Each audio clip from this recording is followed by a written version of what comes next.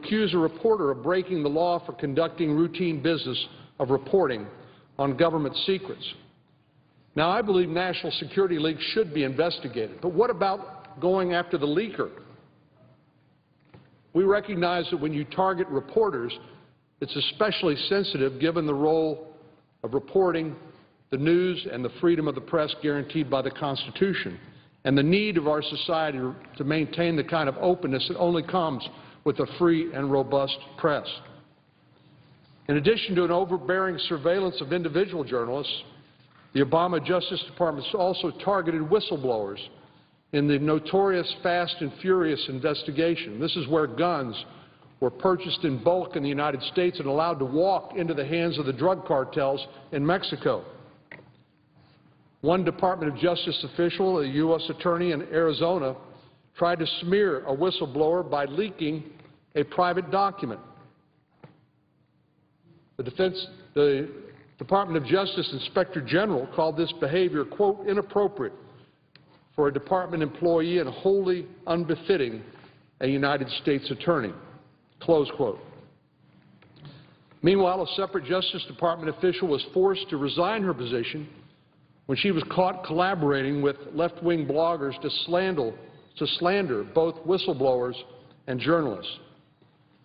So as you can see, my conclusion that there has been created a culture of intimidation is not the result of just one incident, but a number of incidents and data points, when connected, I think clearly paint that very sad and troubling picture. As we can see, this culture of intimidation has become entrenched at federal agencies and departments all across the Obama administration.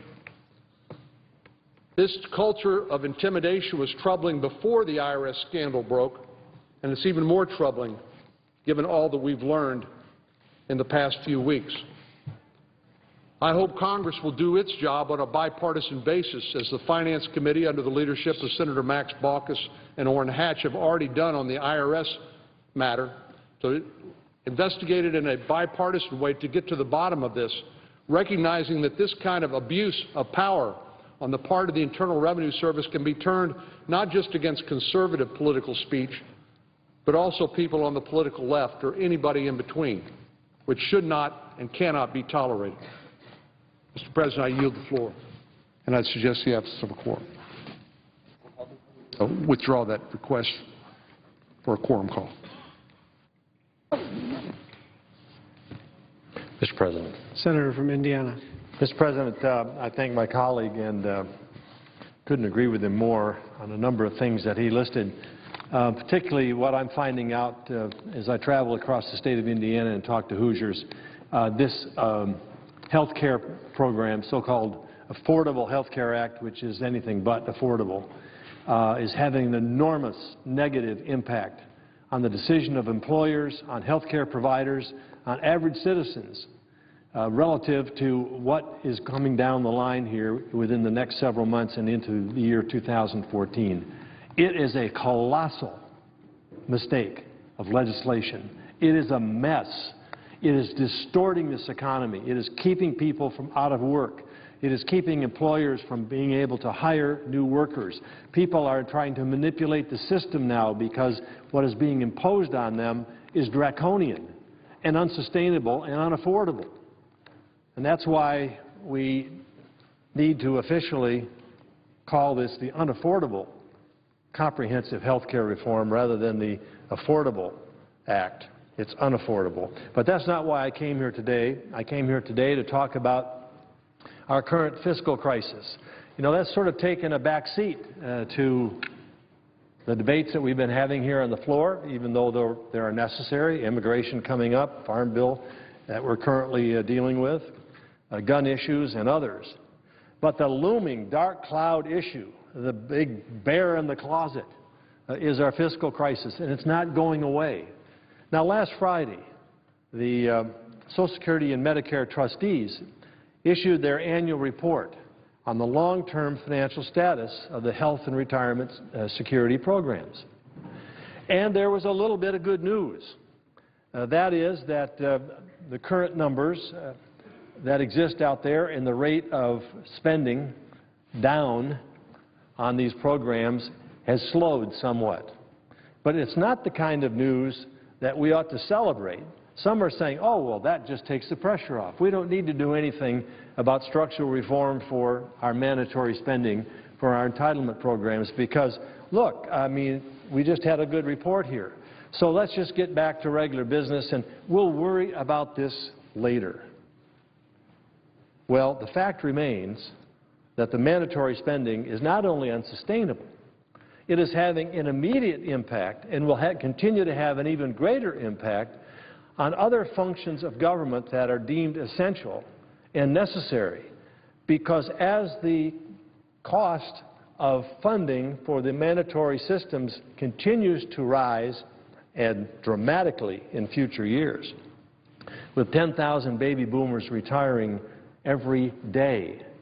Let me repeat that. 10,000 baby boomers are of retirement age each day, adding to the cost of Medicare and Medicaid and Social Security. Now, we've known that this is coming for years. We've known it's been coming for decades.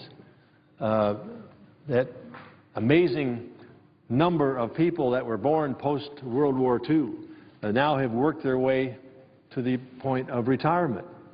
And we've known this ever since. It's had an impact on our economy, whether they were babies needing more cribs and diapers, or whether they were young children going to elementary school, we needed more schools, going to secondary colleges and universities, and we needed to expand those,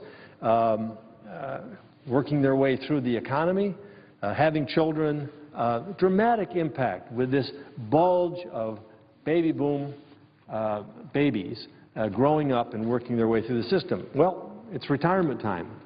And yet, while we knew all this was coming, Congress has repeatedly, and the administration has repeatedly said, we'll deal with this later.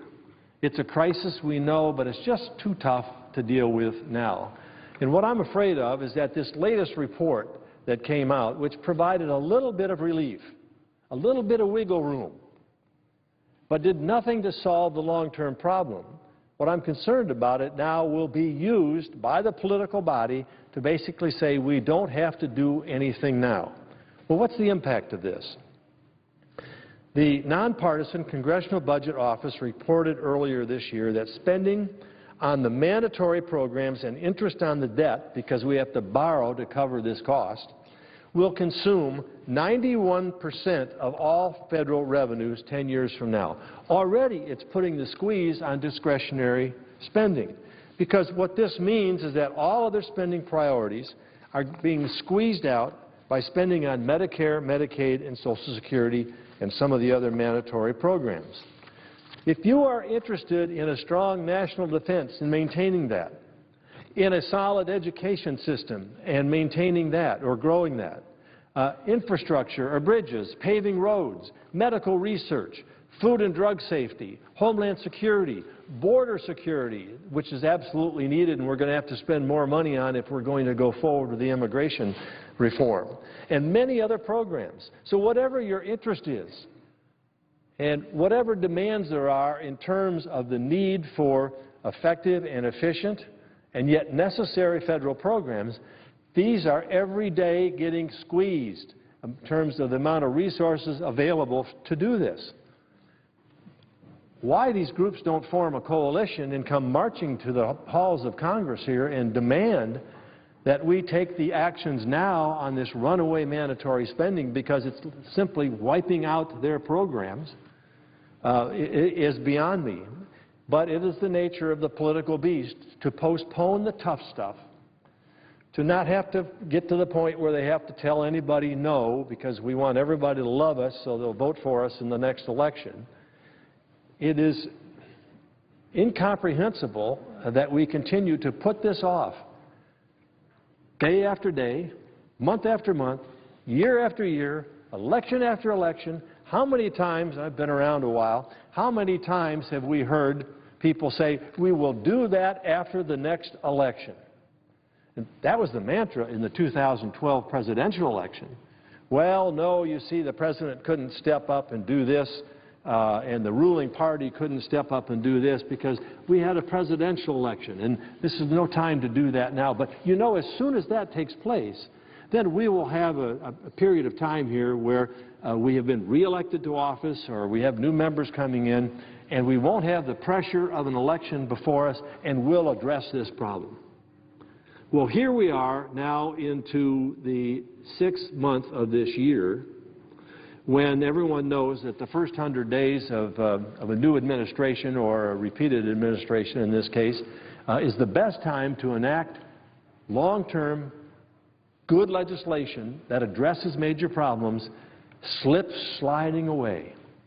The days are counting, and we continue to debate and talk about and interject issues here that, yes, have importance, but don't begin to rise to the level of importance of the need to address our fiscal situation. Now, the other thing I don't understand is why the young people of this country aren't standing up and demanding that we take action, because we are taking money away from them. We are diminishing their future. We are leaving them with a debt burden that they may not be able to pay. The International Monetary Fund put a report out recently that to cover current obligations for young people, we will have to pay they will have to pay, they, not us, they will have to pay either 35% more in taxes to keep these mandatory funds alive and solvent, or receive 35% fewer benefits. And this is at a time when our nation's youth already face an unemployment crisis. It's unconscionable. It's immoral for us to defer and to delay and simply say, well, we can't take care of that now, and then move on through our life, reap the benefits of that come from some of these programs, and then hand it over to our children and say, good luck. You're either going to pay a third more in taxes, or you're going to get a third less in benefits. Lifetime savings, Social Security for your retirement, health care coverage for your later years. Good luck with that one, but we just couldn't summon the will to do it. We just couldn't bring ourselves to make the hard choices. I would ask unanimous consent for an additional 3 minutes. Without objection. Mr. President, thank you. Are we going to step up to the plate and be responsible? What is our legacy going to be here for those of us who are serving now? What are we going to tell our children and grandchildren? Sorry, just weren't able to do it. You know, it's too tough politically. Worried about the folks back home. They might not take it the right way. You know, this requires a little bit of sacrifice. We're going to reform the programs, actually to save the programs before they go broke. But no, we just couldn't do it. President, nah, kind of AWOL on this, hasn't really stepped up. We thought sure that after re-election, not being elected again, yeah, we will get some kind of leadership. I see it slip sliding away, and now we are faced with that ultimate day of crisis when it hits, and we have to make painful choices because we have no other choice. So why don't we take the rational approach? Why don't we have the leadership that steps up and basically says, this is what we need to do? And why don't we put the interest of the future of America and the interest of the future of our children and grandchildren and succeeding generations ahead of our own political interest? It's selfish not to do so. I think it's unconscionable. I think it's immoral for us to continue doing this. So I'm going to come down here as much as I can, been doing it all year. I'm going to continue to urge the President to work with us. I'm not making this a partisan issue. We're working with people across the aisle that understand this, want to do something about it, but we know we can't get it done without the President taking leadership and standing up and working with us. There's a little bit going on right now, but here we are 6 months later, and we're really not making the progress that we need to make. And in the end, maybe we'll pass some kind of tepid piece of legislation, a little patch here, a little patch there, cover the scratch. We'll deal with the big thing later. We just can't do it now. For the sake of the future of this country, for the sake of the future of our children and grandchildren, for living up to our sworn oath to do what we need to do to continue this great story of democracy in this nation. We need to step up and do this. These reforms are necessary. We all know it. We know the numbers. We know it's unsustainable. We know we must address it. And, Mr. President, I just urge my colleagues to do whatever is necessary to make the tough choices. Interestingly enough, that legacy, if we stand up to do it, will be worth whatever results or consequences come from our making these decisions. Mr. President, with that, I yield the floor. Morning business is closed. Under the previous order, the Senate will resume consideration of S-954, which the clerk will report. Calendar number 73, S-954, a bill to reauthorize agricultural programs through 2018.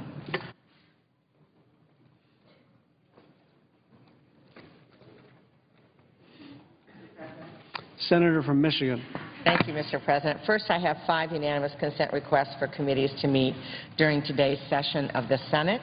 They have the approval of the majority and minority leaders, and I would ask unanimous consent that these requests be agreed to and that these requests be printed in the record. Without objection. Thank you very much. Mr. President, we are proceeding. I see my distinguished ranking member on the floor. We are proceeding our work on the Farm Bill this morning. As we are moving through, we have a lot of discussions going on working to get agreement on both sides to be able to offer a number of amendments for votes. We certainly are going to do everything that we can working with colleagues on both sides of the aisle. It is critical that we complete our work ideally this week. And I appreciate our Senate Majority Leader understanding what I say over and over again, which is this is a jobs bill. 16 million people work in this country because of agriculture and the food industry. This is their economic development, jobs policy, and it's very important that we complete our work as we have done this last year. Let me remind colleagues again that a year ago, most of us were here at that time. A year ago, we worked very hard. In fact, other than the budget resolution, I think we may have the record, Mr. President, for most amendments that were voted on a piece of legislation. I don't know for sure, but I think it rates right up there. 73 different amendments we voted on last year. Every one of the substantive amendments that was passed by the Senate is included in the bill that's in front of us. So we start from a bill that was worked on by the entire Senate last year, and we are back again working through additional ideas, additional amendments that people are interested in, and it is very, very important that we complete our work so that hopefully when the House brings the bill to the floor, and we're encouraged, we're hearing that within a couple of weeks it will come to the floor of the House, that when they complete their work, we can actually go to conference, get a final bill on the President's desk before September 30th, which is what people around the country are counting on us to do. Farmers and ranchers have to do the job in the morning, whether they feel like it or not. If the job's in front of them, they've got to work hard and get it done, and we've got to work hard and get our job done. This is the time to complete a 5-year policy, and we intend to do that and get it done in time so that the right kinds of decisions can be made. Let me stress again that this bill is the one bill that's come before the U.S. Senate and passed last year that has real deficit reduction in it. We have looked at every page of what's called the Farm Bill. We have called ours Agricultural Reform, Food and Jobs Bill because it is just that. It is about reform, reforming policies, cutting waste, fraud, and abuse, creating more accountability. It is about food policy for our country, nutrition policy for our country, and it is about jobs.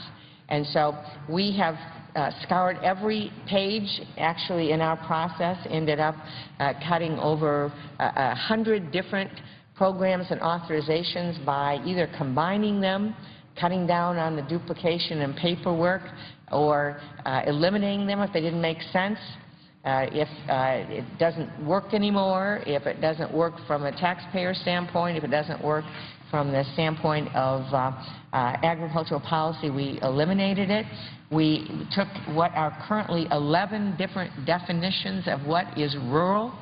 We had local mayors, local township officials telling us that they appreciate, they count on rural development as their economic development arm for grants and loans for small businesses, for water and sewer projects, road projects, whatever is done in small towns, rural communities across the country. USDA Rural Development is there supporting those local efforts, but they said, could you give us one definition of rural instead of 11 so we could figure out the paperwork and know how to interact with the USDA. So sounded simple, wasn't simple, but we've actually gotten it down to one definition, dramatically cut the paperwork, and reformed and streamlined the process for local units of government. We have $24 billion in bipartisan deficit reduction. We have, in fact, put together something that is 4 times more than required of the across-the-board cuts in what's been dubbed sequestration. So rather than just doing what we are required to do under the law that established sequestration, we've gone 4 times more and created policies supported by farmers, ranchers, those involved in conservation, those involved across our country and every part of the Farm Bill. We have 12 different titles that each one could actually be a separate bill if we wanted to, that deal with a wide variety of topics, from our traditional commodidies, where there certainly is a lot of debate as we have eliminated subsidies called direct payments and moved to crop insurance, where it's based on risk. Farmers share in the cost of the insurance. There is no subsidy given. You get help if you have a disaster. If something happens on the weather or there's some other kind of disaster, then like any other kind of insurance, it helps cover the risk, and that's what we are moving to.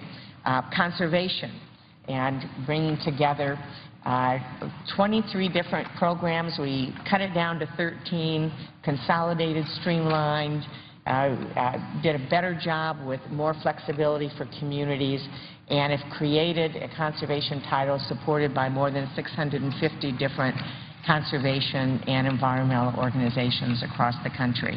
Specialty crops, half of the cash receipts of the country roughly are something called fruits and vegetables and other specialty crops. We strengthen those efforts that are very important. Local food systems, farmers markets, areas that are very important in growing and certainly address the health of our country.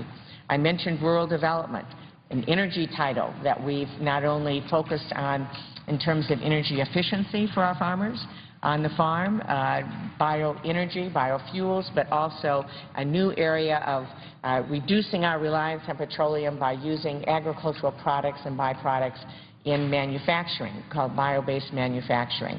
And that's an exciting new area for jobs for us.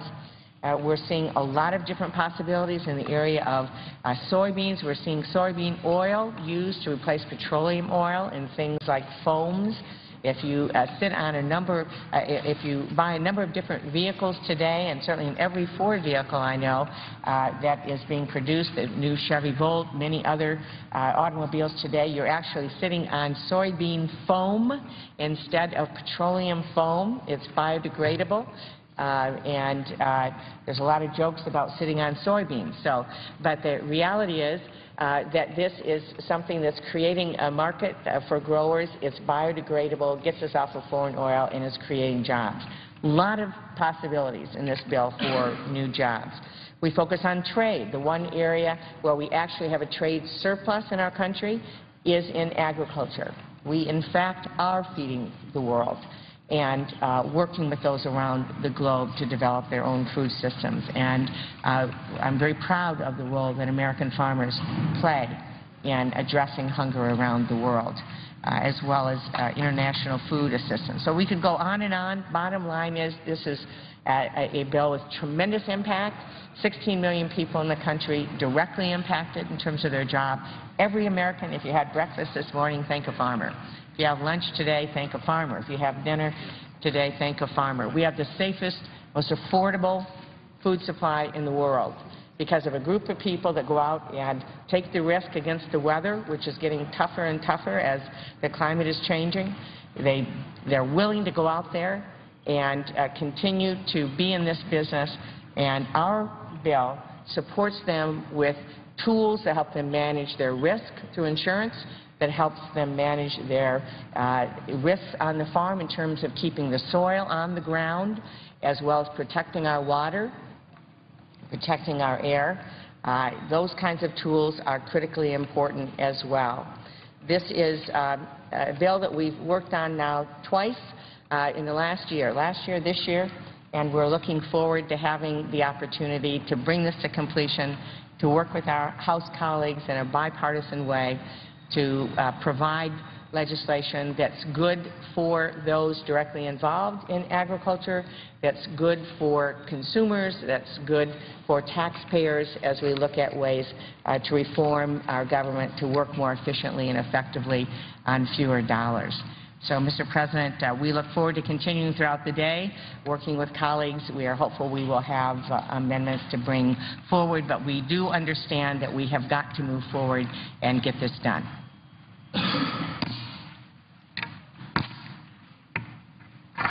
I would suggest the absence of a quorum. The clerk will call the roll. Mr. Alexander.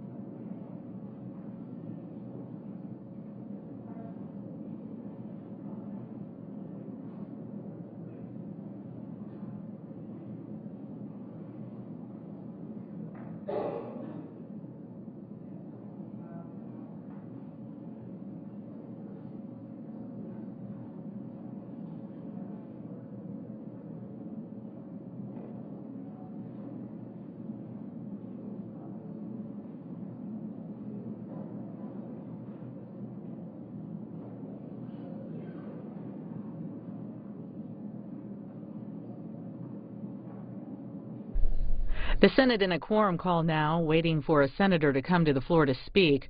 Lawmakers continue working on the Farm Bill, which sets policies over 5 years for farm subsidies. While we have this opportunity, we're going to take you live to the House Education and the Workforce Committee. They're working on the HHS 2014 budget.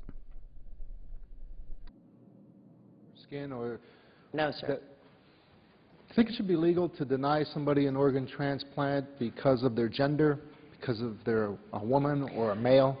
Again, I have no idea what the medical evidence might be. I assume that there may not be a difference, but there could be. Do you think we should choose between? If there's a medical rationale, yes, sir, but if there's not, no.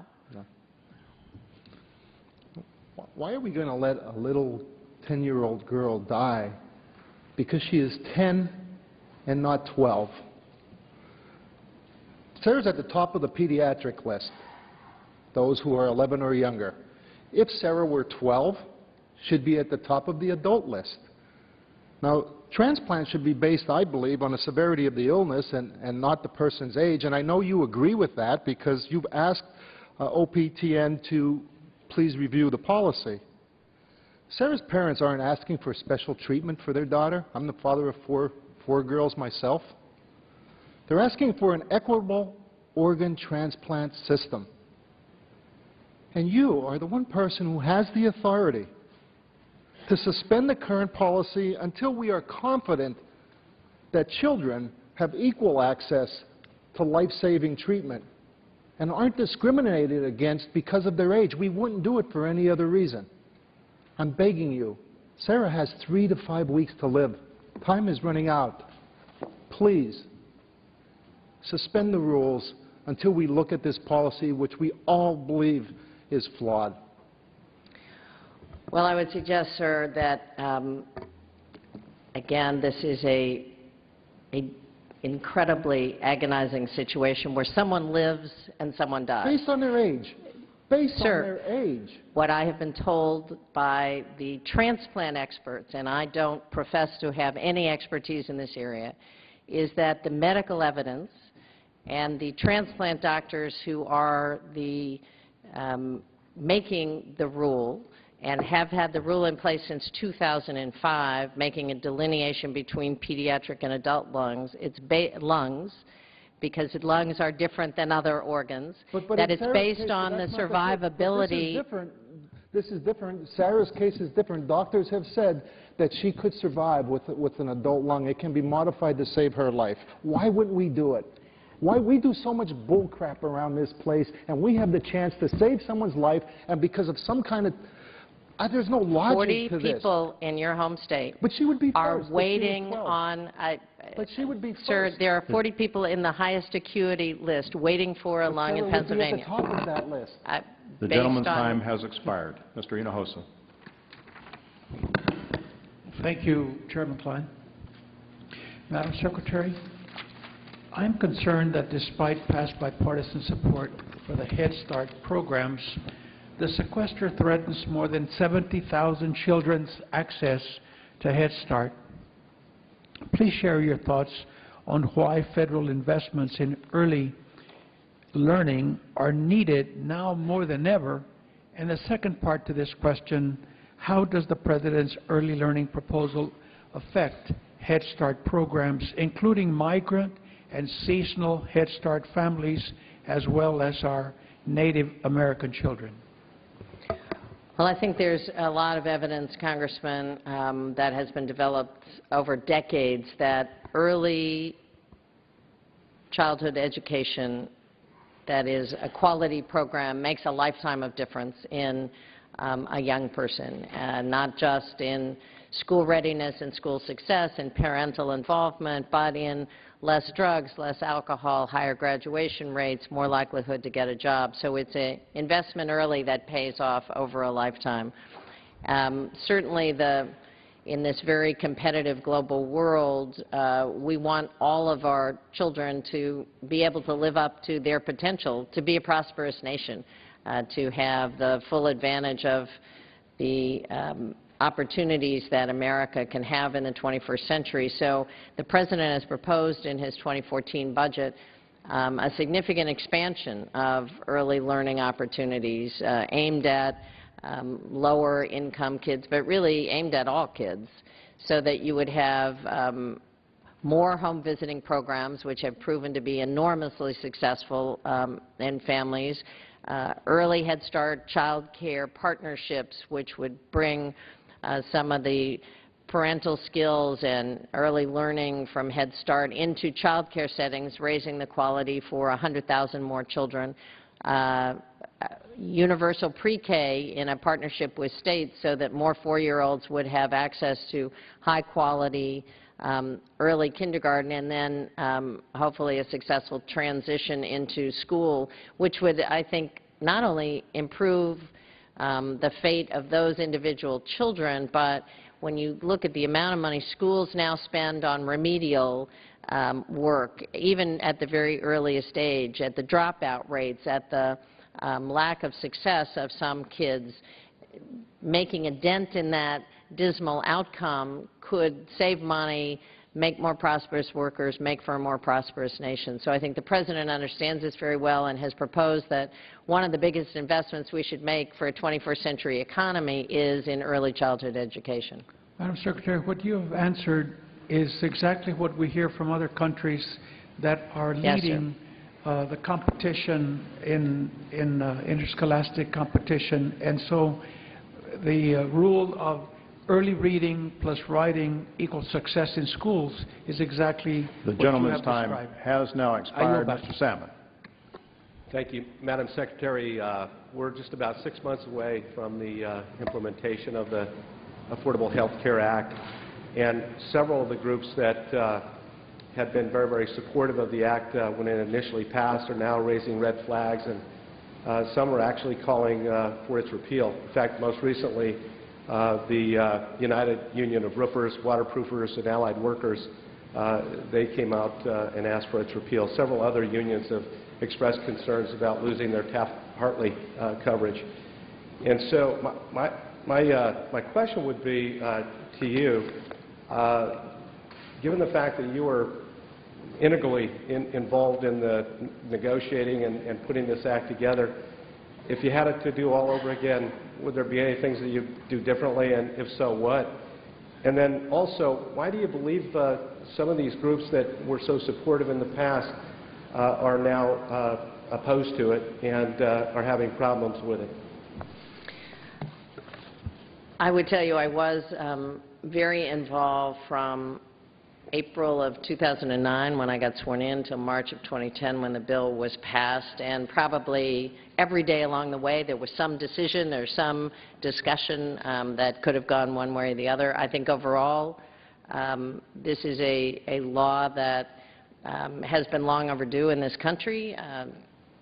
For 7 decades, Republican and Democratic presidents have been trying to pass some kind of comprehensive reform. I think the president chose not to blow up the private insurance market, but in fact to build on the private insurance market, close the gap that way, not go to a single-payer system, which a lot of his supporters would have preferred, but felt this was far less disruptive and a way to fill the gap. So I think that as we go through time, after full implementation, after we see how things are shaking out, there are likely to be fixes along the way. But it's impossible right now to deal with speculation, and that's really what we have. This will happen, or this won't happen, or this could happen. Medicare doesn't look the same today as it did when my father was here and voted for it in 1965.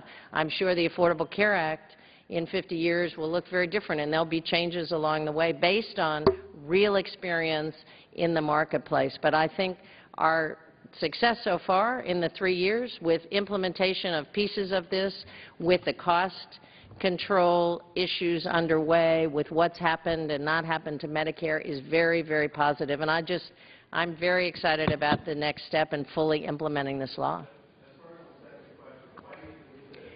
Some of these groups have come out opposed to it that were supportive. Sure, I really don't know, and I'd be happy to. I wasn't aware that the union you cited is now saying they're opposed, and I don't really know why. If they have a particular issue that they were hoping to get a tax credit and be part of an exchange at the same time, which I know has been the case in some instances, I don't know why they're saying that. The coverage. The gentleman's time has expired. Mr. Polis. Thank you, Madam Secretary. A lot of Coloradans in my district and across my state still don't know how Obamacare can help them. It's of particular concern among our many residents who don't speak English. In Colorado, our state officials, the health exchange, the nonprofit organizations, advocacy groups are all channeling their efforts into public awareness campaigns focusing on one-on-one conversations with non-English speakers. We're also doing outreach to English and non-English speakers in the Latino community through media personalities, nurses, doctors, friends, and family, and running TV, radio, and print ads in Spanish.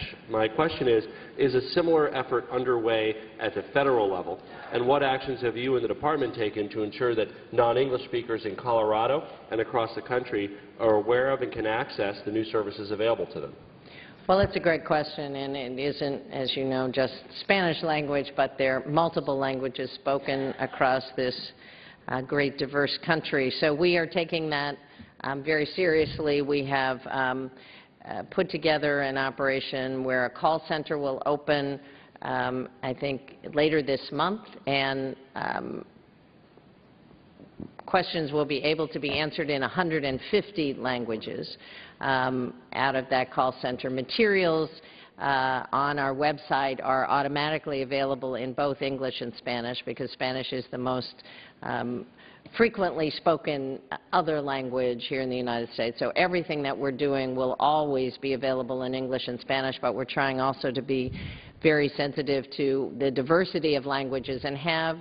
I'm hopeful that when we get the proposals back for navigators who will be on the ground helpers in communities, that many of those will come out of community groups with cultural sensitivity and language skills to reach into some of our more vulnerable populations. We're also putting in-person assistance in the community health centers across this country, many of whom have personnel who speak multiple languages and come out of the neighborhood. So we're looking at all the kind of levers that we have. Thank you. We will look forward to our state coordinating with your efforts and helping to publicize your multilingual call center, and I applaud you for those efforts.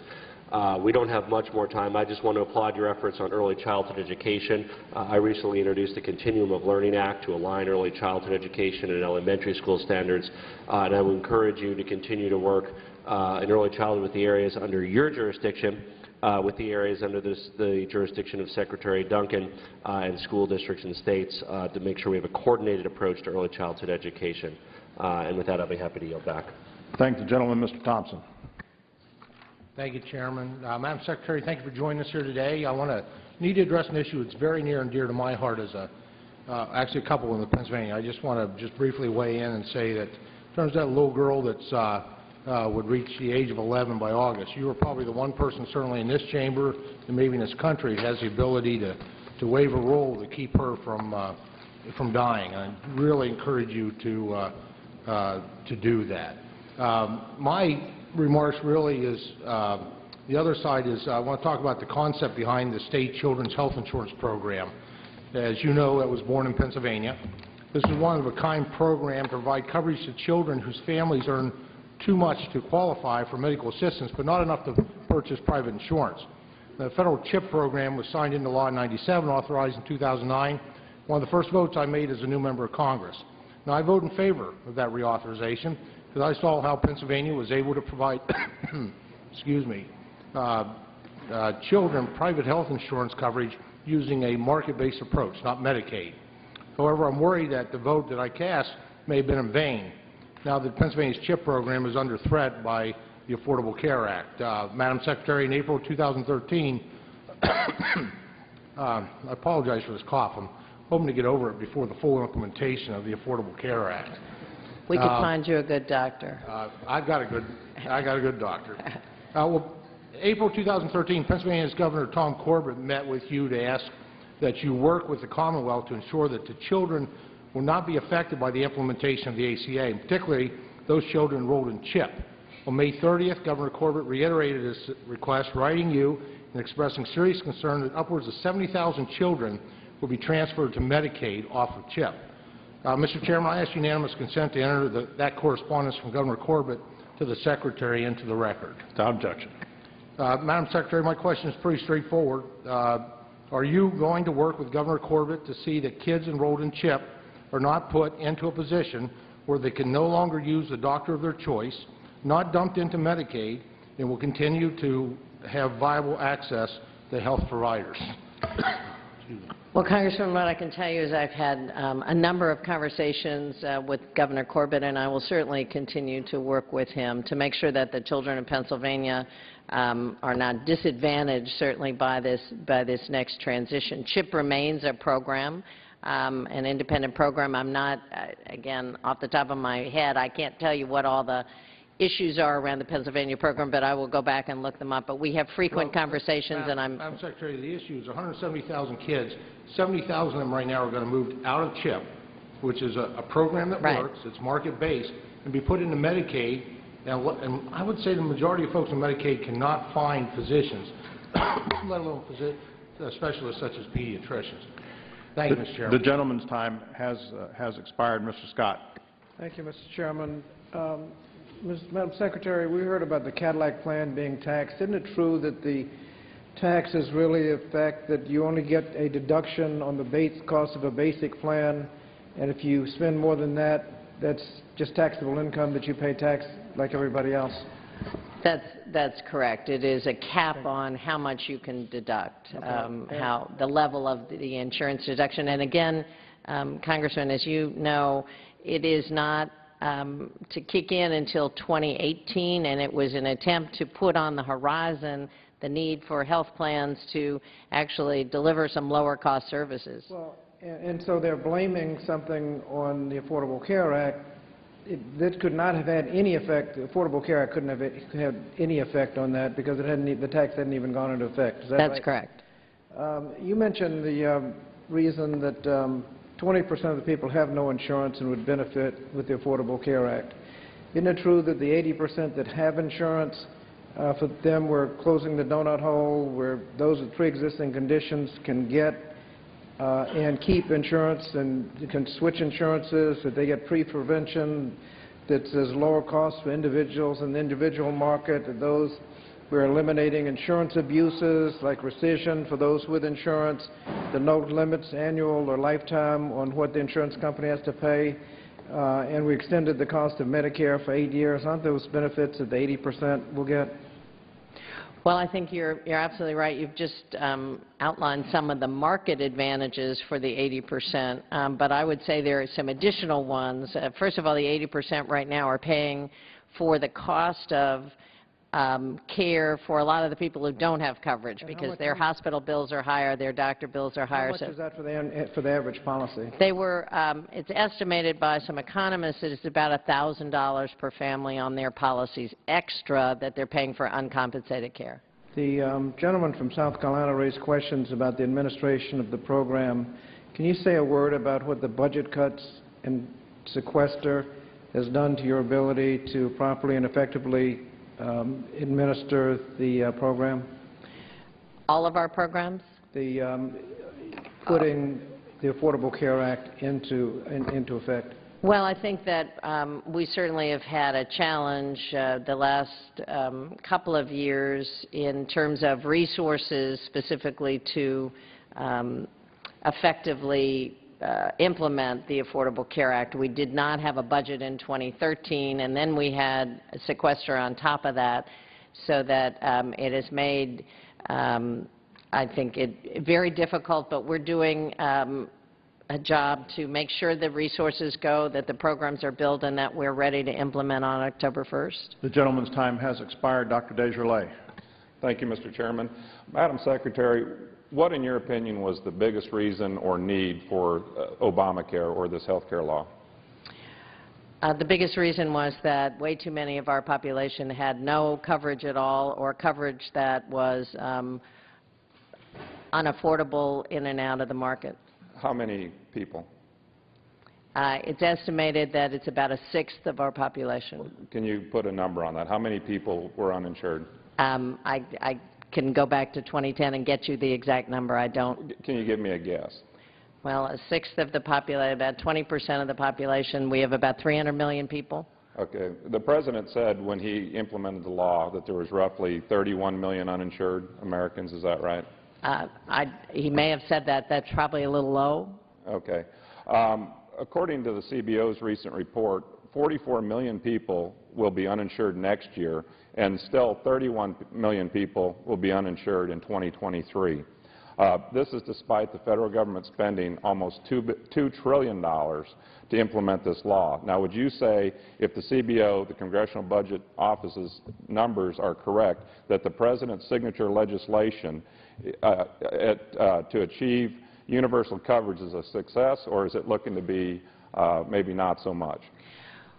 Well, what we know right now, and I think it's safer to deal in fact. Well, let's look at the numbers. Can you address the numbers that the CBO We've got 3 million young adults who were not covered in 2010 who now have coverage. We know that. Okay. We know that small business owners are staying in the marketplace differently than they were in the decade before the Affordable Care Act when they were dropping coverage. So we start with a baseline that has added 3 million. I know what you're saying here, but what about all the concerns of the people who have insurance that are going to lose it? Because these numbers that CBO aren't projecting aren't the ones that you were talking about. These are new people. These are a bunch of people around the country, the 60% of Americans that didn't want this health care law that are going to lose their insurance and have to pay taxes. What do you say to those people? I mean, the CBO says it. Do you agree with the CBO's numbers?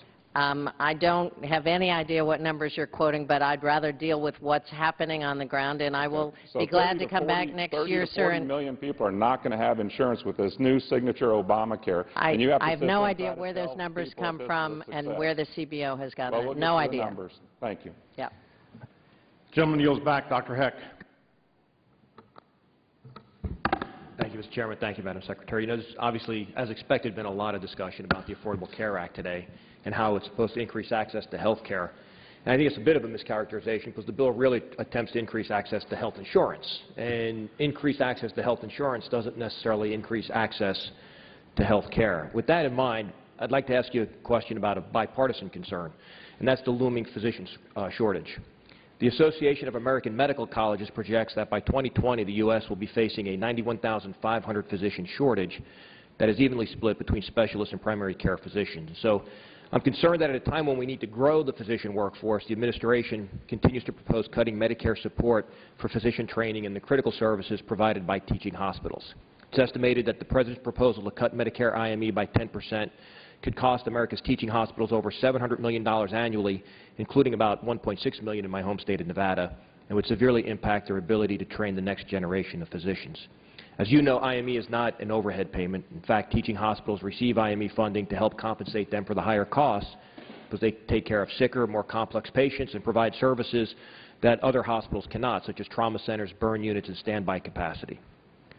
Can you tell me, has the administration even considered the impact of this cut on teaching hospitals' ability to maintain these critical services and thus actually increase access to quality health care? Yes, sir. I know that the reduction in medical education is potentially difficult for a number of teaching hospitals. The cost reduction is estimated based on how much it costs to actually provide the residency slots and how much is administrative costs. And the administrative costs are reduced, and the costs to provide the residential slots are in the President's budget, were in the President's budget last year. In addition, there are a whole variety of additional workforce initiatives that have been underway since the beginning of this administration to provide more health care providers. I mean, more tripling the size or doubling the size, I'm sorry, of the National Health Service Corps, which not only is doctors but nurses, mental health practitioners, dentists, and others, increasing nurse and nurse training programs, looking at moving medical slots from specialty care to primary and geriatric care, knowing that's where the providers are going to be needed. So there's a constant and, I think, continued look at workforce issues, which really have nothing to do with the Affordable Care Act, but have to do with our aging population and the demographics of what we're going to need in terms of health care providers. Well, I would agree, but I would be concerned when the Association of Medical Colleges is saying there's not enough training slots, and we're trying to look at cutting dollars to training slots that we're going to continue to compound this shortage. And I've always said that the greatest single threat to Medicare, in my opinion, is SGR, and the second greatest threat is GME. And we can have a great program, but if there's nobody to take care of the seniors, then the program really doesn't do much good. Thank you, Mr. Chair. Yield Gentleman's back. time has expired. My apologies to those members of the committee who didn't get a chance to answer questions. We have hit the hard stop of 12 o'clock. I'd like to yield briefly to my colleague for his closing comments. I won't take time because there are members who didn't get questions because of the Secretary's schedule. And I just want to thank you, Madam Secretary, for your presentation here today. I think that you know, the list of successes that mount every day, the studies that are done every day that point to the positive impacts of the Affordable Care Act is very exciting, and thank you again for the tremendous work you have done in the implementation of this act. I thank the gentleman. Of course, I have a different view. It seems to me we're seeing an awful lot of bad news that's coming out of the impending implementation of the Affordable Health Care Act, and so the debate will continue. I ask unanimous consent that an article from the Wall Street Journal called Obamacare Bait and Switch be included in the record. Again, I thank the Secretary. I ask unanimous consent for an article from the New York Times talking about the rise of entrepreneurship and stuff. Without objection, they'll both be included in the record. I thank the Secretary for your testimony, for your answering questions, and for your presence here today. And with that, we're adjourned. Slow down.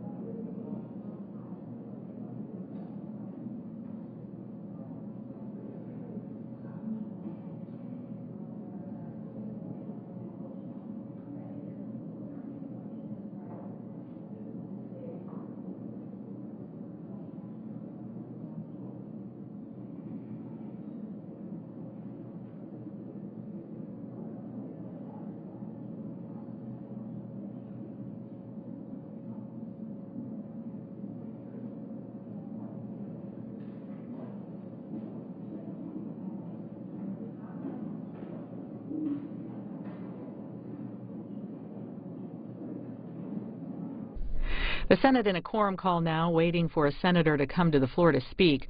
Lawmakers today continuing work on the Farm Bill, which sets policies over 5 years for farm subsidies, crop insurance, and nutrition and conservation programs. It also cuts food stamp programs by $4 billion over 10 years. It's a pretty busy day in Washington. The Senate Armed Services Committee is holding a hearing on sexual assaults in the military. All branches are involved in that hearing, and you can watch it live now on our companion network, C-SPAN 3. Today in the House, the chamber takes up a fiscal 2014 spending bill. The bill focuses on funding military construction and veterans programs. You can watch the House live now on C-SPAN.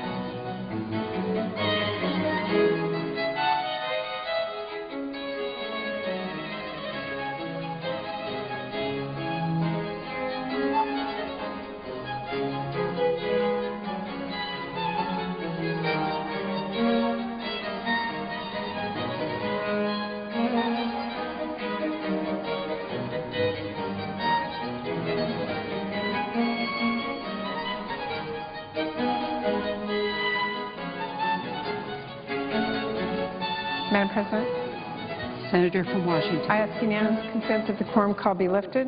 Without objection. Madam President, I ask unanimous consent that I speak as if in morning business. Without objection. Thank you, Madam President. Madam President, Senate Democrats have been waiting a very long time to go to conference on our budget. In fact, it has now been 73 days.